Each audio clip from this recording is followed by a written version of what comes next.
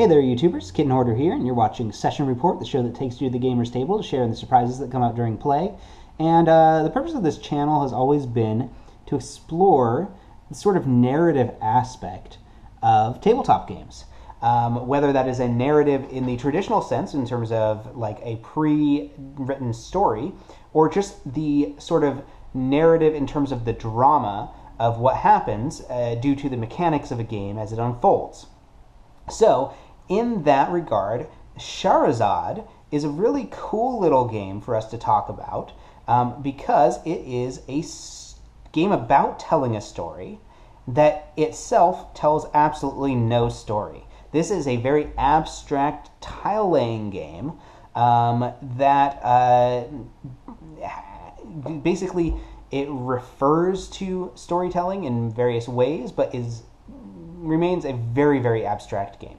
But it's a fun little game, and it plays solo, so I'm going to show it to you today. So first let me sort of explain the rules. Now the rules are very, very simple in this game. So it is a tile-laying game. You'll notice I have all of my tiles in a bag. That is because I hate shuffling tiles. You need to do that twice per game every time you play Shahrazad, and Shahrazad's about a 10-minute game, so that sucks. But basically, you're going to have these tiles, and they have numbers on them, and they have colors, and those are the only two important aspects of the tiles. They also have the names of the various, I think they're called the High Arcana in the tarot decks, but those are unimportant for the game. So, in the game, you basically have a hand of two tiles, and there's one tile on the table, and you can play either of your two tiles basically anywhere on the table that is connected to one of the existing tiles. And every time you put a tile to the left or right of another tile, it becomes offset by about half a tile's width, so that, for instance, you could have another tile like this, and these are both connected to this tile. Now, the rule is you can't have a higher numbered tile to the left of a lower numbered tile. You can, but when it comes to the end of the round and scoring, it's going to screw you over. So you definitely want to play lower numbered tiles to the left of higher numbered tiles. You also want to create groups of the same colored tiles. So I could do like that, and then say I have these two cards in my hand. You basically do one tile at a time, so I should have drawn after the first one, but I was just demonstrating. I could do like that, and then this one doesn't match any of those colors, so it's like that. And if this were my game at the end of the round, I would score some points. You score points equal to the number of tiles in your largest group of each color. So I'd be 2 points for yellow, 2 points for black, and 1 point for red. Now, let's say I had done this instead. Well, I have a tile that is to the left of a tile with a lower number. That's no good. If you ever have that at the end of the round, before you score points, you flip all those higher numbered tiles over, the ones that are to the left of tiles with a lower number. Then you also have to flip over any tiles that aren't part of a contiguous line from the leftmost column to the rightmost column. So I'd have to flip over all of these tiles because none of these tiles connect from the leftmost column to the rightmost column. So I would have all of these tiles flipped over, and I would basically lose the game if I did that. I would have a very, very poor score.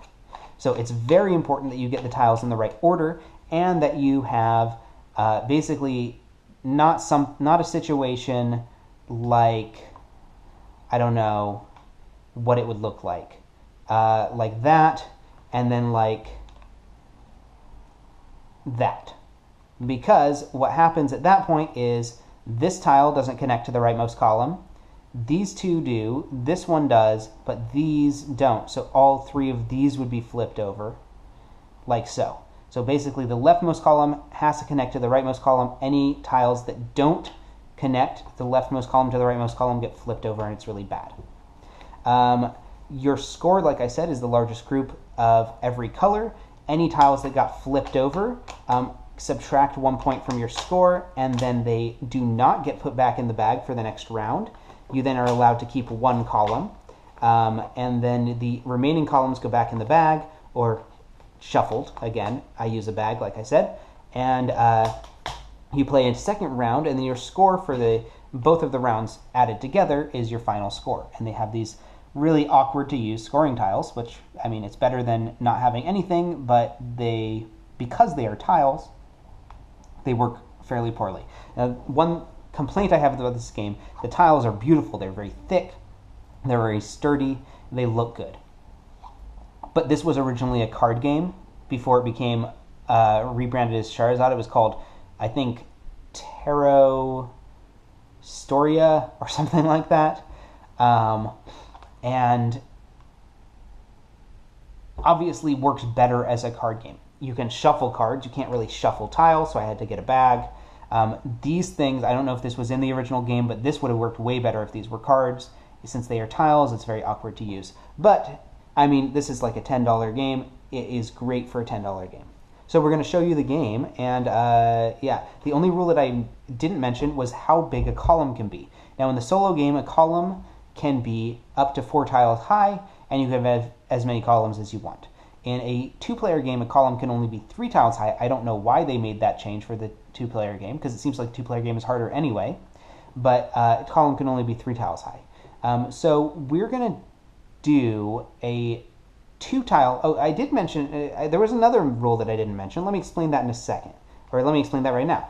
So let's say I have all of these tiles just laid out randomly, like so, like so. And this is my hand. Okay? So at this point, I know that tile is in a really bad place. But because of basically having only 2 tiles at a time, it wasn't that great. I didn't have many options at the time, and I had to put it there. Instead of placing a tile, you can replace a tile, which means you take a tile and you put a tile from your hand exactly in the same place it was, put the tile you got into your hand, and then you draw another tile. Now, the only rule about replacing a tile is that as soon as you do it, you have 3 tiles in your hand, you have to play 2 tiles, you cannot replace any, and then you draw back up. So I have to actually place these 2, and I would probably do something like that. Who knows? So replacement makes the game fairly easy. I think that it would be fun to play it with only 3 tiles in a column. I haven't tried that yet, but let's give it a shot for this game because I think it would be fun to try it out. And I think maybe give you a little more chance of seeing tiles get flipped over because otherwise not really going to happen that much in a solo game with 4 tiles in a column. So we'll get our starting tile out, and it is death. All right, death. You know, I think I made a mistake. This is one of the major arcana. I don't know anything about tarot, but let's draw our hand of 2 cards to start with. We've got the Lovers and the Moon. The Moon would be very nice to play next to Death, so we're going to play the Moon over here. And we will keep going. And of course, we're going to be replacing most of these cards that we were playing early on. And of course, the Star. The Star should go next to the Moon for sure. Like so. And we'll keep going. The Hanged Man. Now that would be good to play next to Death as well. Oh, this is working out rather nicely. And we'll keep going. And the High Priestess. So now we're in sort of a quandary. Obviously, we don't want to play either of these cards where they are now, but let's get the Lovers out, and we will replace it later. And here's the Hierophant. Let's do that one on top, like so. And, okay, here's where the one I was looking for, the Tower. So, obviously the Tower can't go to the right of the Moon. If I put it over here, that would work, but there might be other cards that I want to put there. The Tower should sort of go near this. I could put it up there, I think. I think you can put it up there. Let me check in the rules. Yeah, you can just put a tile directly above or below another tile. So we're going to put the Tower there. I think that's a good place for it because we've already got 16, 17, and 18 in this column by itself. That seems like a fairly complete column. And then, for instance, I could put the devil right here. I mean, 15 should go before 16, right? Perfect. All right. And then we've got the Empress. So here's where we're going to start, I think, the low-numbered tiles. We will put the Empress right here. And then we will continue that column later on. And the Hermit, well, we want the blacks to go together. So we'll put the Hermit right here. Oh man, I might have started the low-numbered tiles too early. But I can always replace those two tiles. They're stuck in together. All right, perfect.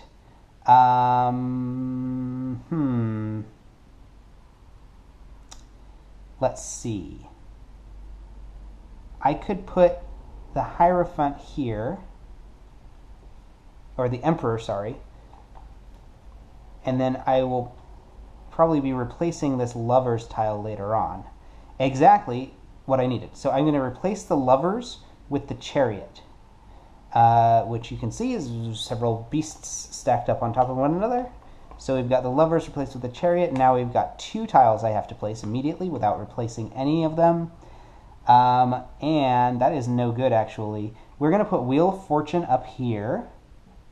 Wheel of Fortune! And we're going to put the High Priestess over here. Perfect. And then I think I'm going to do another replacement procedure. We're going to replace the Empress with the Lovers. So we're going to have to draw another tile again. There's one more rule about replacement. You can't do it on basically the last round of the game when there's no other tiles to draw to replace. So we have the Empress I can put here, and the Temperance is an issue, actually. If I'm doing 3 tiles per column, yeah, that Temperance is actually a bit of an issue. So what can I do about that? I could replace the Star, I guess. We'll put the World over here for now. I think I might need to replace the Star. Okay, and here we have Strength. Again, if we're doing 3 tiles per column, there's no place for that Strength to go.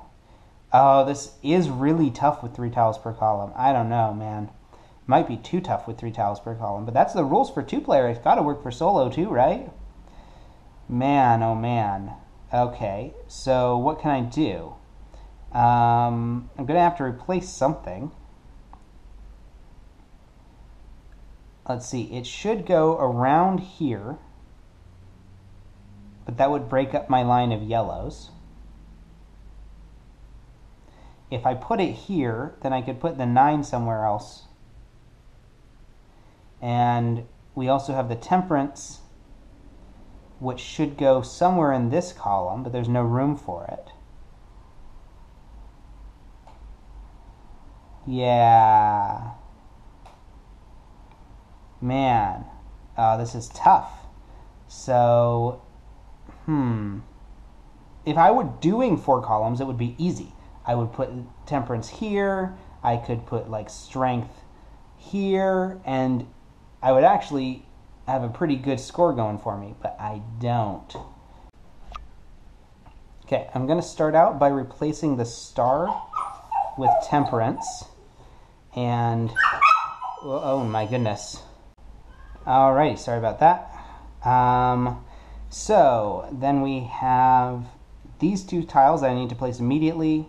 I can definitely put this one here, and the World I can the Star I can actually put down there, and that actually works. So that's perfect. And we're still going to have to deal with Strength at some point. So maybe we should fix strength immediately and worry about the other ones later. So where could we put strength? I think here would be a good place for it. And then in fact I could put the lovers there. Now that wouldn't give me that nice row of red, but you know what? I already have been having to break up some of these tiles because I don't want to flip any of the tiles face down. That's even worse. I do want to tell a coherent story. Yeah, I think we're going to do that. So we're going to take strength and we're going to replace the lovers with strength. Because then everything is still coherent. Everything is still going from low numbers to high numbers. Then I have the justice that I need to place at some point. Okay. And we'll put this red here. And then we'll go ahead and put this red over here. And then we are just about done. And I've got to put justice somewhere. So where can I put justice that makes sense? Let's see. I mean, I could put it instead of the Wheel of Fortune since I already don't have that streak of red. But then I need to put Wheel of Fortune somewhere. And that is it's causing its own problems. Yeah. Okay, we'll do that and we'll see what happens. It's going to be tough though. And then we can put Judgment here, which means this one's going to have to be flipped over later. We'll put the Magician over here.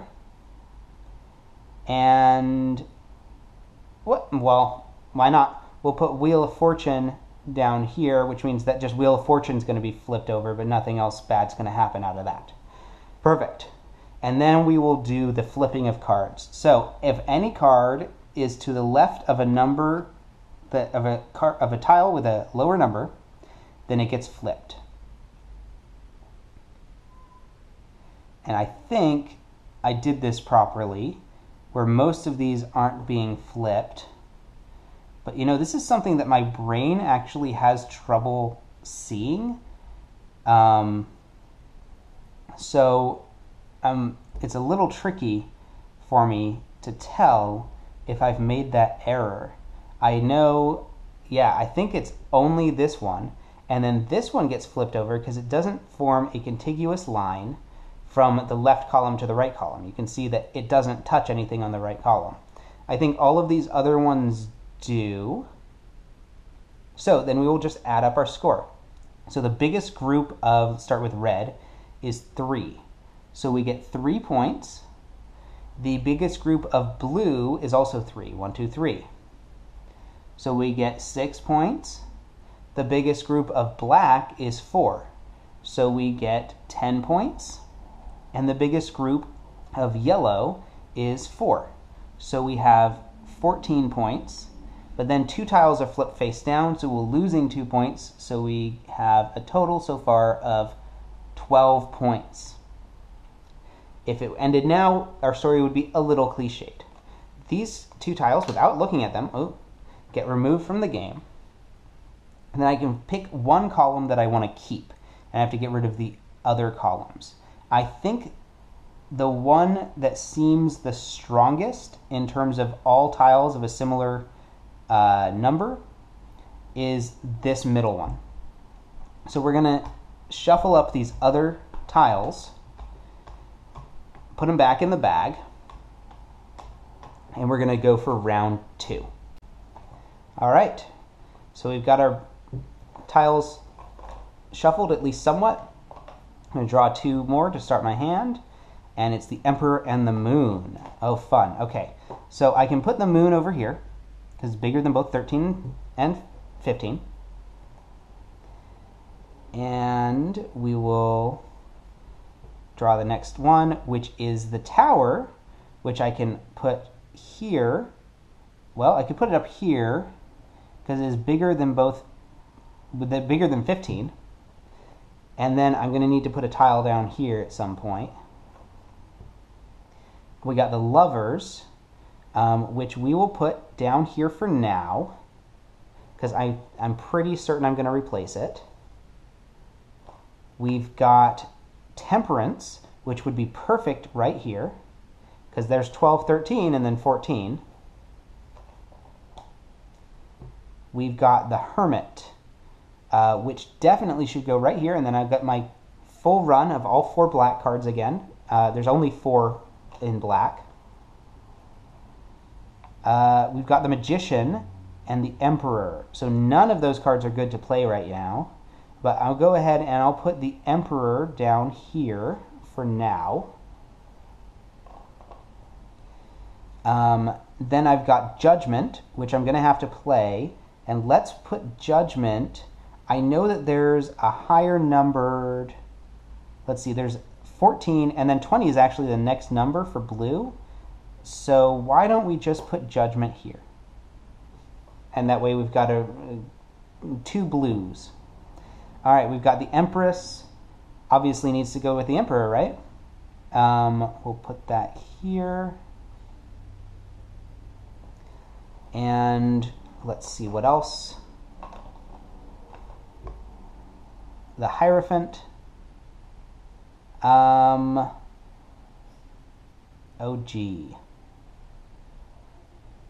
This is a little tricky, but I'm going to replace the Emperor with the Hierophant. And then we'll draw back up. And we have 19, the Sun, which luckily can go here.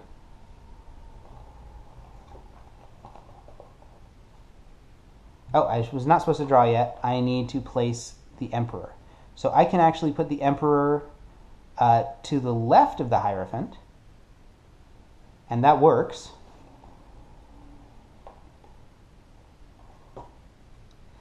And then I have the High Priestess, whom I can also put in the same row, or I can put her even further to the left. Let's see. If I put the Magician here, there's also a 0 that I'm going to need to play. So we're going to put the High Priestess, well, let's see, 1, 2, there's a 3 in there, and that 3 has already been played. So it actually makes the most sense to do this, and then the 0 and the 1 are going to have to go over here. All right, so that's like that. There's the 0. Okay, perfect. We'll put the 0 here. And we'll put the 1 right here.